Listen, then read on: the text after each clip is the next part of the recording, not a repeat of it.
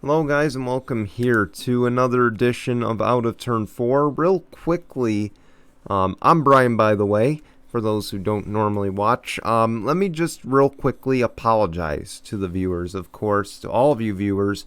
This show normally airs Tuesday at 5. Unfortunately this week I was in the process of buying a newer car and had to get insurance done, had to get approved, basically all the nitty gritty of buying a car in COVID world today. So it basically took the whole, normally I get Sunday nights, that's when I'll record, or I'll record Monday nights. I came home both nights. I was just beat from working, and I know that's no excuse, but on top of everything else I've been doing, it's just been a lot lately, and I do apologize for not having this show up on Tuesday. Of course, it is a championship week. I didn't want you guys to miss an episode or not have an episode up because at the end of the day, it's championship week for IndyCar. We want to have that up for you guys. And of course, there was schedule releases. That's coming up on the show, but of course, we're going to start out with our recap for the week. Of course, IndyCar at Laguna Seca, no surprise. Colton Herta dominated the race and really dominated the weekend. And unlike in Nashville, he closed it out with a win. This should come as no surprise. That's the bottom line. Laguna Seca is a good track for him, for Colton Herta, for Andretti Autosport, and really Honda in general. They've just really run the tables at Laguna Seca since returning. And of course now, keep in mind, the championship is down to 3 drivers. We'll talk about those in a second, but before we do, that battle between Jimmie Johnson and Romain Grosjean, Jimmie Johnson had his best finish of his career. Okay, kudos to Jimmie. Hell of a race for him. But of course, for Romain to run up front, that's exactly why Andretti wanted him. Just going to point that out. But of course, now all eyes are on the 3 that will battle for the championship at Laguna Seca, or at Long Beach this weekend. And those drivers are Chip Ganassi Racing's Alex Palou, Arrow McLaren Schmidt Peterson's Pato Award, and Team Penske's Joseph Newgarden. Now keep in mind, Alex Palou enters this race with a decent-sized lead. No double points at stake, so a little less stress there. Of course, I'll have my championship prediction in a bit, so stay tuned for that. But it should be an interesting weekend over at Long Beach. NASCAR at Bristol, though, let's recap that. First off, can I just start out by saying that this race weekend was one of the most exciting I've seen in a while, and Bristol lived up to the hype. Let me put it this way, all across the boards, they lived up to the hype, because let's start off with this. Chandler Smith wins at Bristol. He'll advance to the round of 8. He was below the cut line entering that race. So that makes it even more exciting that he got into the round of 8. Shows exactly what the playoffs are about. Of course, it's also his first career win. Congrats to Chandler. He keeps his job for another day. Of course, we know how cutthroat KBM is if you don't win. I'm not going to really recap the full race. I didn't watch it, unfortunately. But AJ Allmendinger, though, on the Xfinity side, I did catch the end of that. And that was a hell of a race as well. AJ Allmendinger, Austin Cindric, they were battling really side by side in the final laps. Cindric taps the 16. They both spin out. AJ Allmendinger had to celebrate in the infield care center, but I don't think he cares. There's no pain in victory lane, as they like to say. So AJ Allmendinger wins the race. He wins the regular season championship. And now we have our playoff grid set in the NASCAR Xfinity Series. AJ's the guy to beat. He just proved it in that race. And Colleague is definitely a better team because of AJ Allmendinger. So it shows just how much experience he brings to the table, for one. And number two, it shows just how good of a driver he truly is. And we know that he's a very gifted driver, aside from a great fan favorite. So, again, congratulations to AJ Allmendinger, regular season champ. We'll see if he can close it out with a championship 4 appearance and maybe a championship. That's all to come, though, in the coming weeks. Here's where the real fireworks happen, though, and it was on the NASCAR Cup Series side Saturday night. Kyle Larson came out with the Bristol win, his 6th win of the season, his 12th win in his career. And with that, we now say goodbye to Eric Almirola, Michael McDowell, Kurt Busch, and Tyler Reddick. We say goodbye to them in the playoff hunt. Unfortunate. We kind of knew Michael McDowell was going to get eliminated. I think, I thought maybe Reddick could be that surprise candidate there. That much I will say. I thought he'd be the surprise candidate in the playoffs. Kurt Busch was a big shocker.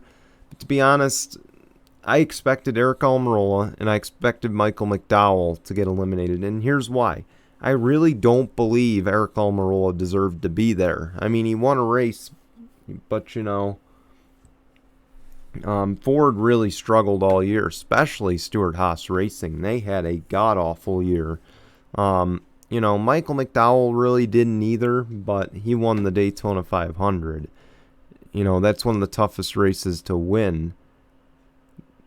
So, again, I do believe that McDowell deserved to be there, kind of. So, yeah, sorry about that, guys. Just really tired today. So again, congratulations to Kyle Larson. Now we got to talk about the other big fireworks. Chase Elliott, Kevin Harvick, a post-race incident. Of course, Kevin Harvick slid up into the 9 of Chase Elliott while they were battling 3 wide with Josh Bilicki. And Chase Elliott had his tire cut down. Now, in the moment, I was upset with Kevin Harvick, but after watching the replay, as you guys know, I'm a Chase fan, by the way, really, I mean, this was just a racing incident, it looked like to me. And then, of course, Chase Elliott took it to the next level and did everything he could to help the 5 win. And again, if you go back to SCN, I did say team orders, part of playoff racing, and sure enough, it proved to be just that with the battle between Kyle Larson, Kevin Harvick, and Chase Elliott. Be honest, I can't really take either side in this battle. I mean, Harvick didn't handle the situation very well. Chase really didn't handle the situation well. But again, it's inconclusive whether he slid up the track and took out Chase on purpose or if it was just him getting loose to the inside. I think that's a little inconclusive. You guys can let me know in the comments what you thought of that. Recap's done, guys.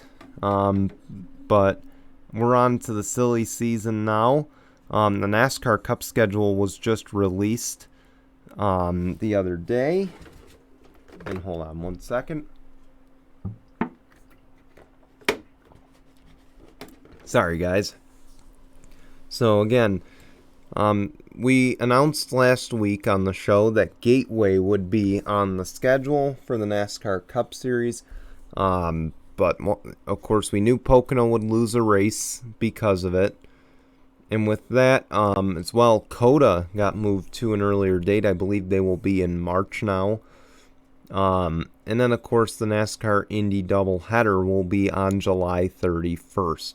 Those are the big highlights. And, of course, another minor highlight, Watkins Glen will now be the second to last race before the NASCAR Cup Series playoffs. I don't believe it'll impact their ticket sales. Watkins Glen generally draws a great crowd, regardless, for NASCAR weekend. And I think being closer to the playoffs might help them. But again, I don't think 2 weeks will make the difference. I'm a little salty because usually it's my birthday weekend. This year the race fell on my birthday, so I was fortunate enough to be in the stands for that. Here's the other big issue, and maybe some of the veteran drivers might not like this. There's only one weekend off the whole season. They will be racing Easter weekend. And then, of course, they won't have the 2-week break that they had last season. But keep in mind, that's because NBC couldn't provide coverage for those weekends.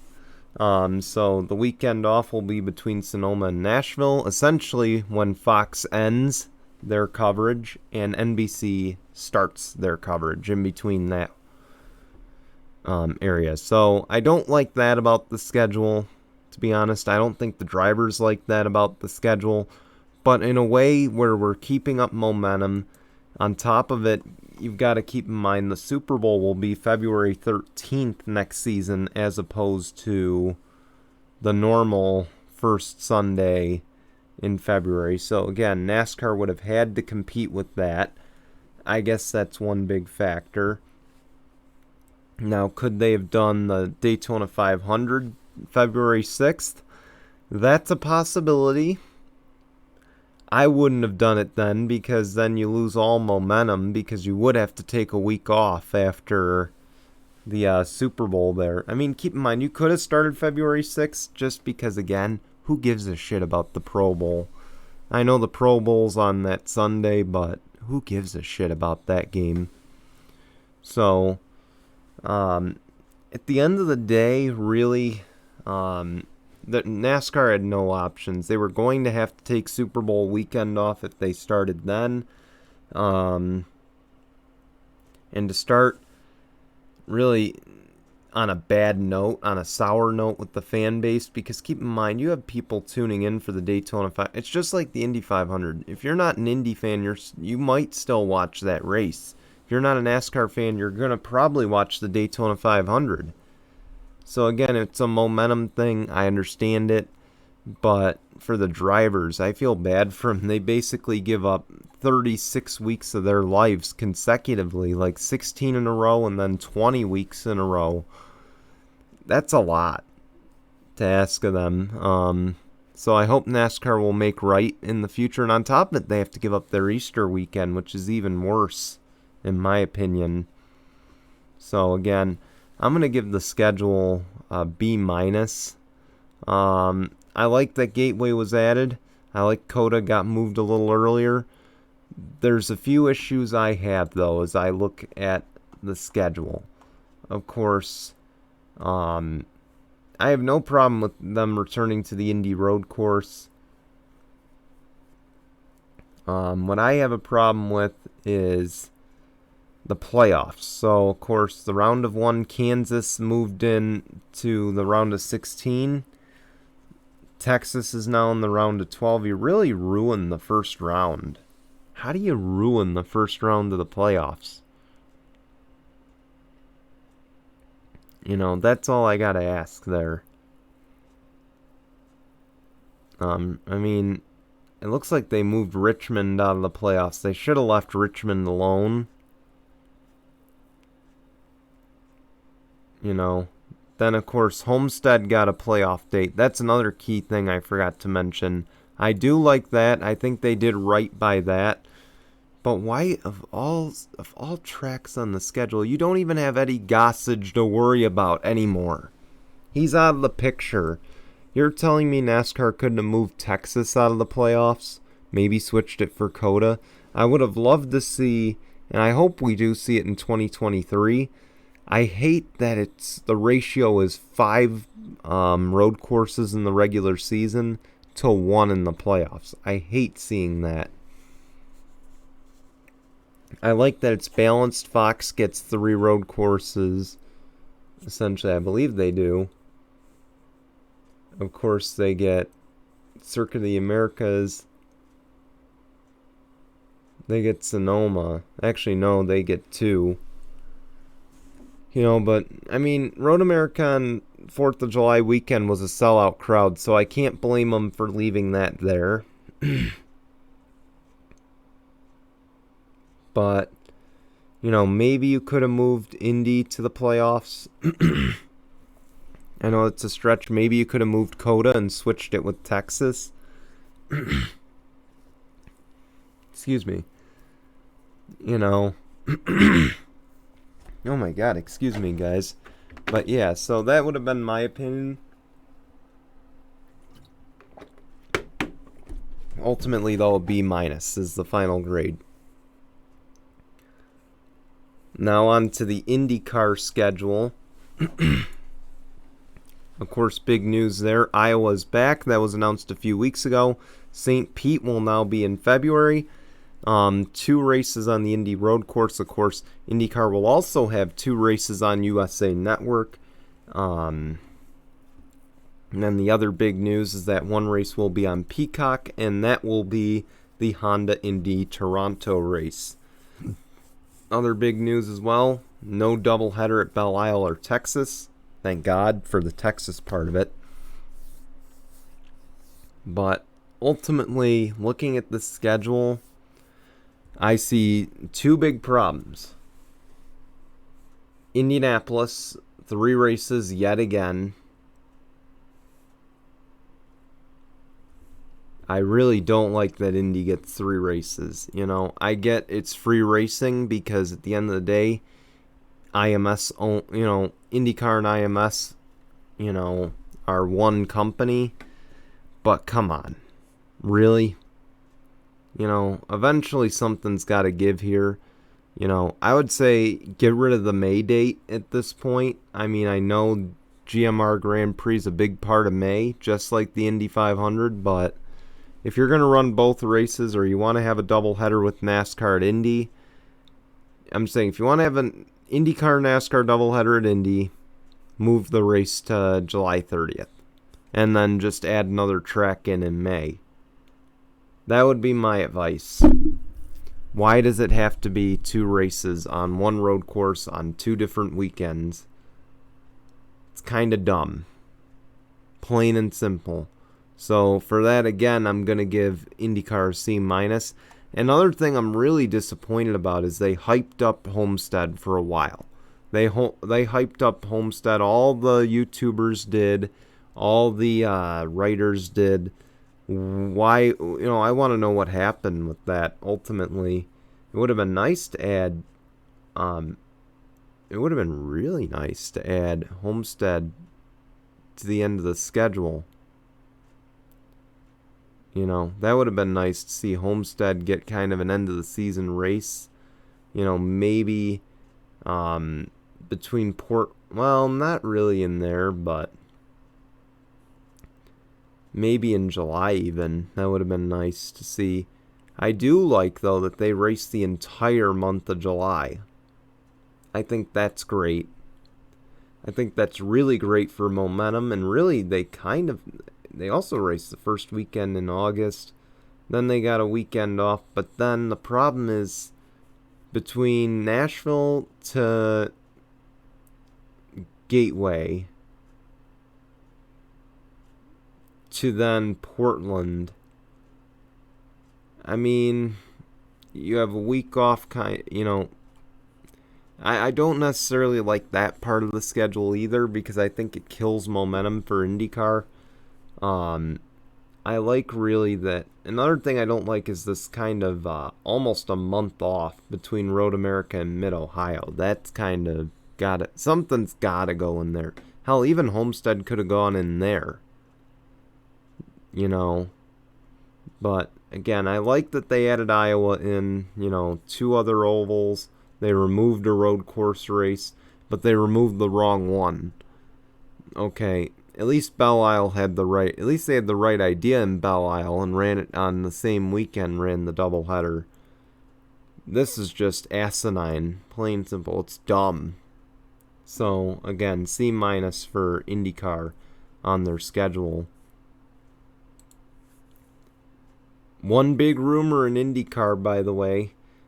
Takuma Sato is rumored to have signed a deal with Dale Coyne Racing for 2022. This is huge because now there's 2 open seats over at Rahal Letterman Lanigan. Of course, they confirmed a few weeks ago that they will run 2 cars. now I'm hearing Jack Harvey is the official driver of the 30. While Sato moves over to the 51 to replace Roman Grosjean. I'm going to guess it's the 18 at the end of the day, but more than likely could very well be the 51. Regardless, I think Sato's the right guy to fix Dalecoin Racing. Maybe Hunter Ray goes over with them and they sign 2 veterans. I don't think that'll happen. But Sato's the right guy to go over there, honestly. He's the kind of guy that can get this team on the right track. So, that's my honest opinion there. And for Jack Harvey going over to the 30, he now gets a veteran teammate in Graham Rahal. Maybe, I'm assuming it's going to be between Askew, Lundgaard, and Ferrucci for the 45. I'm hoping it's Ferrucci. I think he deserves another chance in IndyCar, especially with a good team. So that's going to bear watching in the coming weeks, of course. May very well be announced as we're talking, because keep in mind, this is a noon premiere.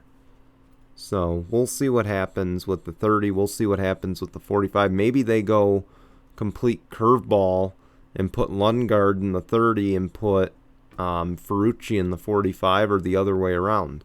Something to keep in mind. Anyway, let's get on with it. Let's make our predictions for the upcoming weekend. Let's start with the IndyCar at Long Beach. I'm picking Pato O'Ward to win the race. Now, I'm going to say this as well, that I think really Alexander Rossi might be the guy to watch in this. But again, he's had some bad luck. That's why I can't really pick him necessarily. I think the safer bet is Pato O'Ward will win. But I'm going to tell you, though, and I'm going to make the championship prediction now. I think Alex Palou wins the IndyCar championship. He's been strong. He's had a few bumps in the road, but I think they're behind him now. So I believe he wins the championship. Truck Series at Las Vegas, I'm going to go John Hunter Nemechek. I think he'll lock himself into the championship 4. This seems like the kind of track he would do it at. Xfinity Series at Bristol, I'm going to go with AJ Allmendinger. I believe he won here earlier this year. He's been good on the 1.5 miles, and to be honest, Colleague is on fire lately. So I think they continue their hot run. And then, of course, Cup Series Las Vegas, I think Kyle Larson wins that. I don't think we'll see any retaliation between Chase Elliott and Kevin Harvick. That much I will say. I think that situation's over with, but I'm going to pick Kyle Larson. I think he's going to get the job done, get his 7th win of the season. Alright guys, I'm exhausted. With that, we want to say thanks for watching. Be sure to like or dislike, subscribe to us, and of course, we'll have more content. Sports Talk will be on Sunday at 9 a.m. Eastern. Of course, Jason will be with me once again. We're going to talk. We're going to give our recaps from week number 2 and our predictions for week number 3 of the NFL season. We've also got some NBA news we'll talk about and Tinkle on this. So we hope you'll tune in to this week's episode of Tinkle Sports Talk. And until then, and by the way, we do hope to be back on Tuesday with another edition of Out of Turn 4. I promise you I will do everything in my power to make sure that happens. Okay, but anyway, thank you guys for watching this delayed episode of Out of Turn 4. We will see you on Tuesday. Until then, goodbye everyone.